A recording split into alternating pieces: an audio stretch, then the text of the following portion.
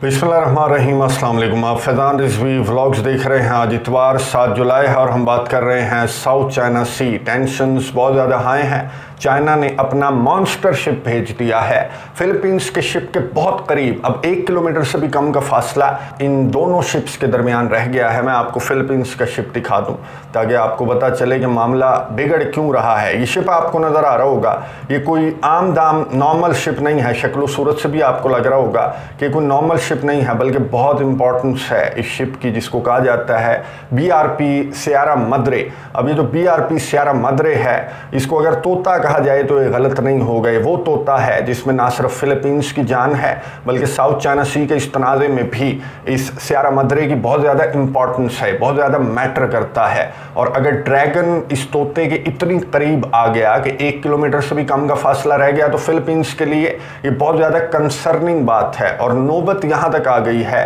कि अमेरिका ने यूक्रेन और इसराइल से भी बड़ी ऑफर फिलीपींस को दे दी है और ये कहा है कि हम अपने फौजी भेजेंगे जो आपके ना सिर्फ तोते की हिफाजत करेंगे बल्कि ड्रैगन को भी पीछे धकेलने में आपकी मदद करेंगे। अब फिलीपींस का क्या रद्द-ए-अमल सामने आया है अमेरिका की इस इतनी बड़ी ऑफर पर, चाइना ने किस तरह से रिएक्ट किया है, डिटेल्स आपके सामने रखूंगा। आपको मालूम है कि इंटरनेशनल मीडिया का जो फोकस है वो इन दिनों मशरिक वस्ता पर है या फिर यूरोप के ऊपर है, लेकिन ये जो साउथ चाइना सी का तनाज़ा है, ये एक ऐसा मैदान है कि अगर एक चिंगारी यहाँ पर भड़कती है तो दर्जनों ममालिक जो हैं वो वेट कर रहे हैं, वो सारे के सारे इस तनाज़े के अंदर इन्वॉल्व हैं। और अगर इस रीजन की बात की जाए जो एशिया पैसिफिक का रीजन है, तो मज़ीद भी बहुत सारे तनाज़ात हैं जो कि वेट कर रहे हैं कोई मोमेंटम बनने का कि ये भी अपनी लड़ाई लड़कर अपना अपना फैसला कर लें। बहरहाल इस तनाज़े की मैं तारीख़ में नहीं जाऊँगा, आप में से ज़्यादातर को मालूम होगा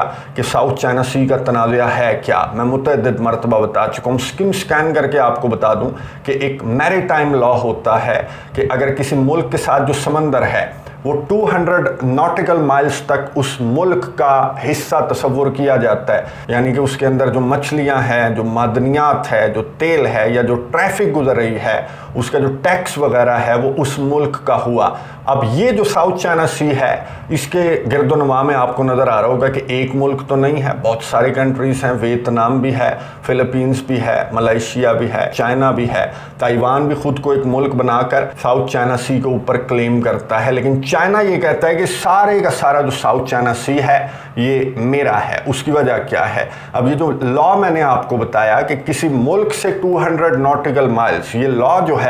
वो आइलैंड अगर किसी मुल्क का है, जैसे चाइना का आइलैंड है ताइवान, तो ताइवान से 200 नॉटिकल माइल्स तक भी ये चाइना का ही होगा समंदर। लेकिन चाइना ये कहता है कि सिर्फ ताइवान नहीं है बल्कि बहुत सारे आइलैंड्स हैं मेरे इस साउथ चाइना सी के अंदर। और हिस्टोरिकली जो चाइना है वो 9 डैश लाइन्स ड्रॉ करता है और ये कहता है कि सारे के सारे जो आइलैंड्स हैं फैले हुए साउथ चाइना सी के अंदर, ये सारे के सारे आइलैंड्स मेरे हैं। तो हर आइलैंड से अगर 200 नॉटिकल माइल्स तक आप पैमाइश करते जाएं तो फिर ये साउथ चाइना सी सारे का सारा मेरा हुआ। लेकिन ये जो गिरदोनवा में कंट्रीज़ हैं, अमेरिका इनका इत्तेहादी बन गया है और ये कहते हैं कि ये आर्टिफिशियल आइलैंड्स हैं, ये मैन मेड आइलैंड्स हैं जो कि चाइना ने अब बनाए हैं। और फिर अगर कोई भी मुल्क किसी समंदर के अंदर कोई नकली आइलैंड बना लेगा तो फिर वो उस समंदर पर क्लेम तो नहीं अपना जता सकता। अब चाइना ये कहता है कि ये हिस्टोरिकल मेरे आइलैंड्स थे,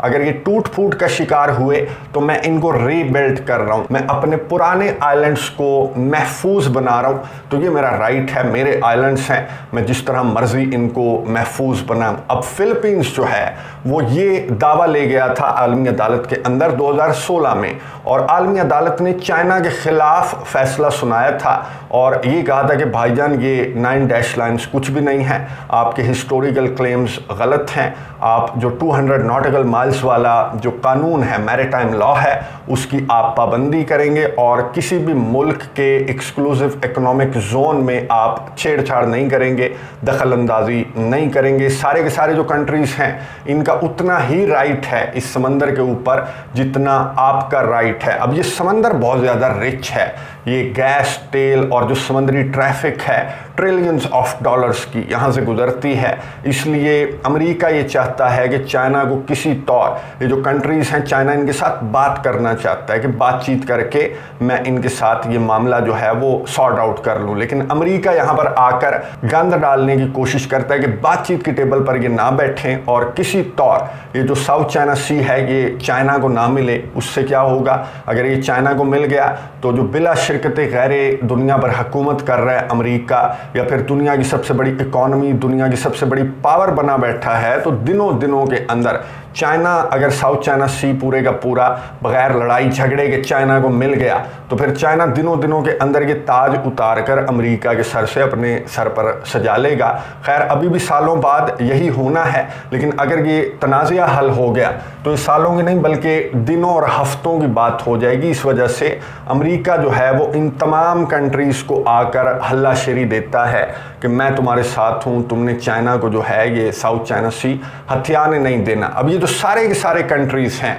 सराउंडिंग्स में, इनमें सबसे ज़्यादा एक्टिव आपको मालूम है कि वो फिलीपींस और चाइना नज़र आते हैं। फिलीपींस जो है वो मछलियाँ शछलियाँ पकड़ते हैं यहाँ पर, तो चाइना के कोस्ट गार्ड्स की कश्तियाँ आ जाती हैं और इन्हें पीछे धकेल देती हैं कि कहाँ घूम रहे हो, ये हमारा इलाका बनता है, ये हमारा समंदर बनता है। लेकिन फिलीपींस 2016 का भी हवाला देता है कि अदालत ने हमारे हक़ में फ़ैसला दिया था, लेकिन चाइना उस फैसले को नहीं मानता, क्योंकि जो आलमी इदारे हैं, आलमी अदालतें हैं, वो आपको भी पता है चाइना भी यही कहता है कि ये अमेरिका की डिक्टेशन में है, तो अमेरिका जिस तरह का कहेगा उस तरह का फैसला आलमी अदालतों की जानिब से दिया जाएगा, जिन्होंने हमारे हिस्टोरिकल क्लेम को और 9 डैश लाइन्स को मुस्तरद कर दिया, तो हम उस फैसले को नहीं मानते चाइना की जानिब से, ये कहा जाता है। तो यहाँ पर फिलीपींस ने एक शिप खड़ा कर दिया था 1999 में, ये आपको नज़र आ रहा होगा, BRP सियारा मद्रे इसको कहा जाता है। ये जो BRP सियारा मद्रे है ये वैसे वर्ल्ड वॉर 2 का एक शिप है, टूटा फूटा सा शिप है, लेकिन ये बेसिकली जो है वो फिलीपींस के नेवल गार्ड्स की एक बेस है जो कि फिलीपींस ने बना रखी है। और ये शिप कहाँ खड़ा किया फिलीपींस ने, 1999 में फिलीपींस ने शिप खड़ा किया सेकंड थॉमस शॉल। जो सेकंड थॉमस शॉल है ये फिलीपींस की टेरिटरी, फिलीपींस कहता है कि ये जो शिप खड़ा हुआ है ये पूरी दुनिया को ये बता रहा है और चाइना को भी ये बता रहा है कि ये हमारा जो मैरीटाइम लॉ के मुताबिक हमारा जो हिस्सा बनता है समंदर के अंदर वो यहाँ तक है, यानी कि इस शिप तक हमारा जोन है, हमारा हिस्सा है। अब ये जो फिलीपींस की कश्तियाँ हैं ये इन फौजियों को जो कि इस कश्ती के अंदर, इस बेस के अंदर जो इन्होंने बना रखी है, इनको खाना पानी असलहा वगैरह पहुँचाने के लिए जाती हैं या फिर इनकी ड्यूटियाँ तब्दील होती हैं ज़ाहिर है, तो उन्हें भी चाइना की जानिब से रोक लिया जाता है। और गुज़िश्ता दिनों बड़ा लंबा चौड़ा झगड़ा हो गया था। ये देख लें जो वीडियो मैं आपको दिखा रहा हूँ कि एक एहलकार का अंगूठा भी टूट गया था और जो चाइना के कोस्ट गार्ड्स हैं उन्होंने असलहा भी छीन लिया फिलीपींस के इन एहलकारों से, और बहुत ज़्यादा नुकसान इनकी कश्तियों को भी हुआ। जो फिलीपींस के एहलकारों की कश्तियाँ हैं इनको बहुत ज़्यादा नुकसान भी हुआ। और ये वैसे तो हर हफ्ते 2 हफ्ते या फिर हर महीने 2 महीने के बाद इस तरह का झगड़ा फिलीपींस और चाइना के दरमियान होता है, लेकिन ये कुछ ज़्यादा ही हो गया था। यहाँ पर हाथापाई भी हो गई थी, यहाँ पर खून भी निकाल दिया, सर भी फाड़ दिए एक दूसरे के। तो यहाँ पर ये जो तनाज़ा हुआ, ये जो झगड़ा हुआ रिसेंटली, तो इसके बाद टेंशन्स बहुत ज़्यादा हाई हो गई थी और मीडिया के ऊपर ये खबरें आने लगी कि अगर इस तोते की ही गर्दन मरोड़ दी चाइना ने तो तब जाकर चाइना की जान छूटेगी, वरना ये तोता यहाँ पर खड़ा हुआ है, ये जो शिप है फिलीपींस का, जब तक यहाँ पर खड़ा हुआ है तो तब तक तो फिलीपींस के एहलकारों की जो आमदो रफ्त है, आना जाना, वो लगा रहेगा। और अगर फिलीपींस के एहलकारों का आना जाना लगा रहेगा तो जाहिर है कि चाइना भी इनको रोकेगा। अब चाइना ने अपना सबसे बड़ा शिप उतारा है,